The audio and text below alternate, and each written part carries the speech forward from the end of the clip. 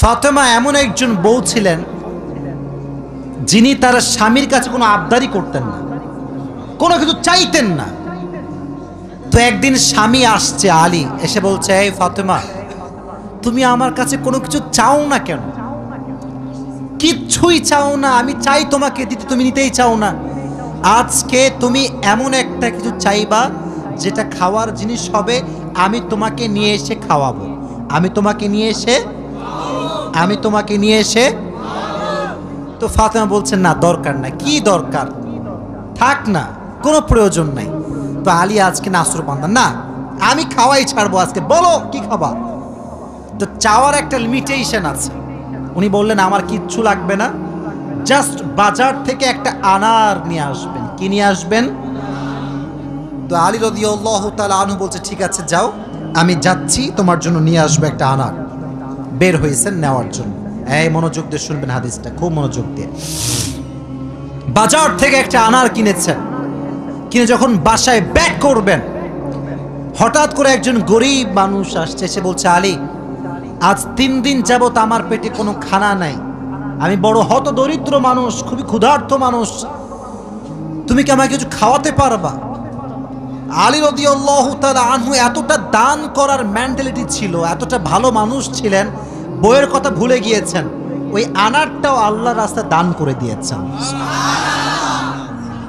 তো যখন আনার মানে হচ্ছে ডালিম, ডালিম, ডালিম। ও আচ্ছা, না বুঝলে বলা যাবে, কোনো সমস্যা নাই। আনার মানে হচ্ছে, নগরে ডালিম আছে না নাই? তোমাদের নগরে একটা বড় বাজার আছে, বাজারটার নাম কি? হ্যাঁ, ওখানে দেখবা রাস্তার বাম পাশে সবগুলো বসে না, ফলের সব দেখবা, অনেক অনেক অনেক আপনার আঙ্গুর রাখা আছে, বেদানা রাখা আছে, আছে না নাই? আপনারা বেদানাও বলেন, ডালিমও বলেন। আচ্ছা, তো উনি দান করে দিয়েছেন। তো যখন দান করে দিয়েছেন, হঠাৎ করে মাথায় আসছে, তো কার জন্য ছিল? ফাতেমার জন্য। বলেন, কার জন্য ছিল? তো মনটা খারাপ যে জীবনে বউ একবার চাইলো, তাও খাওয়াইতে পারলাম না, মানুষকে দিয়ে দিলাম। বাসায় আসছে, মনটা খুবই খারাপ। তো বউয়ের ভালোবাসা কাকে বলে খুব ভালো করে বুঝবেন। আলী যখন গেটটা খুলেছে, ফাতেমা যখন আলীর চেহারার দিকে তাকাইছে, বলছে, আলী, নিশ্চিত তুমি আমার বেদনা, আমার ডালিম তুমি আল্লাহর রাস্তায় দান করে দিয়েছো। সুবহানাল্লাহ পড়ে। তো বলছে ফাতেমা, আসলেই তাই, আমি দান করে দিয়ে আসছি। তো বলছে, আলী, তুমি যদি আমার জিনিসকে আল্লাহর রাস্তায় দান করে খুশি হও, আমি ফাতেমা তাতেই খুশি হয়ে গেলাম।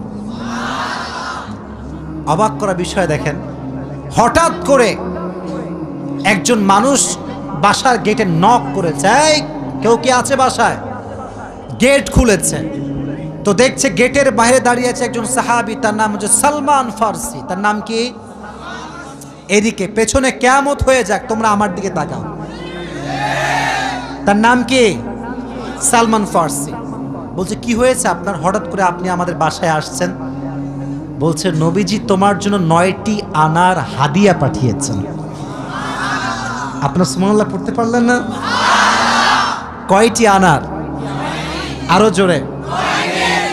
তো আলী বলছেন, নো, এটা আমার না, এটা আমার হতে পারে না। সালমান ফারসি বলছে, কেন? এটা তোমার জন্য পাঠিয়েছে। আলী বলছে, ভালো করে চেক করো, এটা আমার জন্য হতে পারে না। বলছে, কেন? বলছে, আল্লাহ তাআলা কোরআনে বলেছেন, মান জাআ বিল হাসানাতি ফালাহু আশরু আমসালিহা, যে আল্লাহর রাস্তায় একটা দিবে, আল্লাহ তারে 10 গুণ বাড়ায় দিবে। তাহলে আমার তো 9টা হবে না, আমার হবে কয়টা? তো সালমান ফারসি এই কথা শুনে আবার পকেটে হাত দিয়েছে, হাত দিয়ে আর একটা বের করেছে, বলছে, নবী তোমাকে 10টাই দিয়েছে, আমি জাস্ট পরীক্ষা করছিলাম। সুবহানাল্লাহ পড়ে। তো চাইলেও একটা ভালোবাসা লাগে, আর যে আল্লাহর রাস্তায় দান করে তার আরো বেশি বাড়ায় দেয়। একজন আওয়াজ দিয়ে বলেন, তিনি কে? আর একটা রিওয়ায়াত বলি। একদিন ফাতেমা রাদিয়াল্লাহু তাআলা আনহা সুতা বিক্রি করলেন। কি বিক্রি করলেন? সুতার দাম হচ্ছে 6 দিরহাম। কয় দিরহাম? আচ্ছা, তো বলছে, হে আমার স্বামী আলী, 6 দিরহাম নিয়ে কয়েকটা রুটি নিয়ে আসো হাসান এবং হোসাইনের জন্য। কার জন্য? হাসান এবং হোসাইন কার সন্তান? ফাতেমা এবং আলীর সন্তান। তো অবাক করে একটা রেওয়ায়াত, আমি জাস্ট গতকালকে এটা পড়লাম, এটা আমি আগে জানতাম না।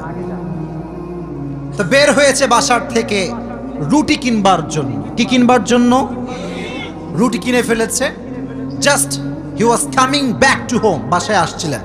হঠাৎ করেই গরিব আসছে, অসহায় মানুষ। আলী, কিচ্ছু নাই পেটে খাওয়ার মতো, তুমি কিছু দিতে পারবা? আলীর মনোমাইন্ড এতটা বড় ছিল, যা কিনতে গিয়েছিল ফ্যামিলির জন্য ওইটাও আল্লাহ রাস্তায় দান করে দিয়েছে। জোরে সোরে পড়ুন সুবহানাল্লাহ। সন্তানের জন্য খাবার আপনি কিনেছেন, কিন্তু দান করে দিয়েছেন, কিন্তু ভেতরে একটা কষ্ট আছে না নাই? দেখো যুবকেরা, প্লিজ প্লিজ লাফালাফি করো না, এদিকে আমার দিকে একদম স্থির হয়ে থাকো, চুপচাপ স্থির থাকো। কারণ নওগাঁর মানুষ তো এরা অভদ্র ঘরের সন্তান, এরা সব ভদ্র ঘরের সন্তান, ঠিক না? চুপচাপ থাকেন। তো যখন ফিরে আসবেন, হঠাৎ করে একজন লোক আসছে, এসে বলছে, আলী তুমি কি উটটা কিনবা? উট? বলেন কি? তো আলী বলছে, না ভাই, টাকা পয়সা নাই, কেনার সম্ভব না।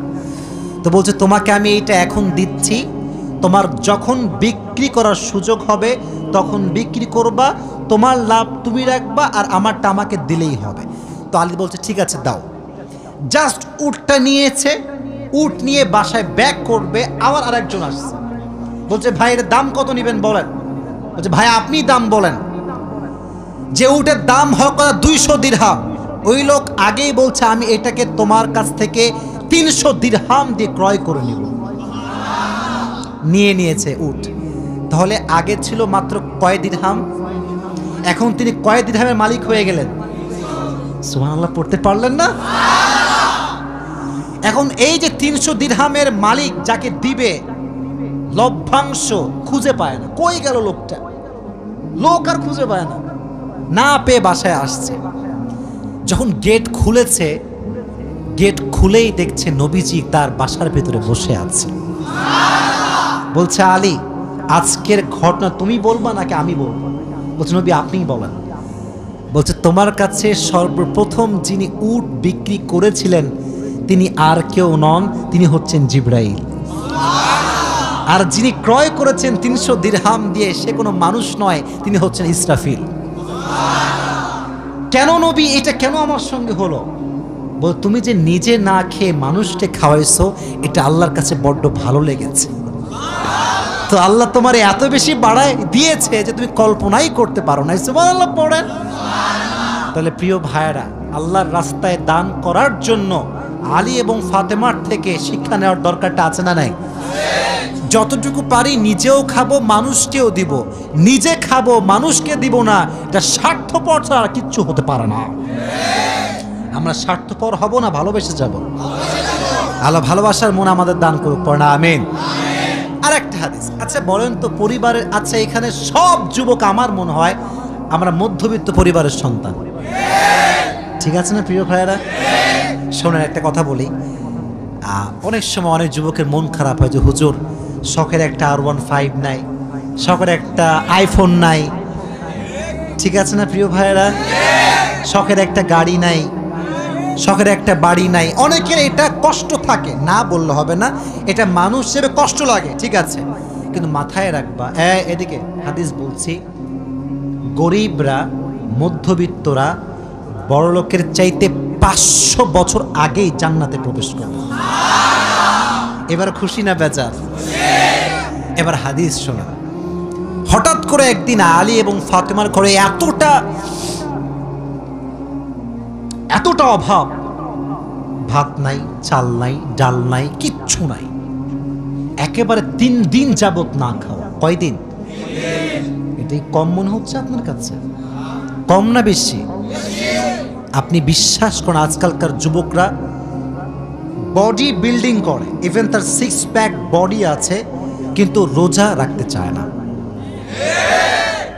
এই এলাকায় মনে হয় নাই? খবর লাগাবেন না, আপনার ভাবিও রোজা রাখে না, খবর লাগায় না। বলবেন যে ভাবি হোয়াট ইজ দিস, রোজা রাখেন না এখনো? বলছে বাবা গায়ে শক্তি নাই, দুর্বল। একদিন এক যুবককে বললাম, কিরে তুই আমার ওয়াজ শুনিস না? বলছে অবশ্যই শুনি। তাই রোজা রাখিস না কেন? বলছে যে ভাই রোজা রাখলে বডি কমে যাবে।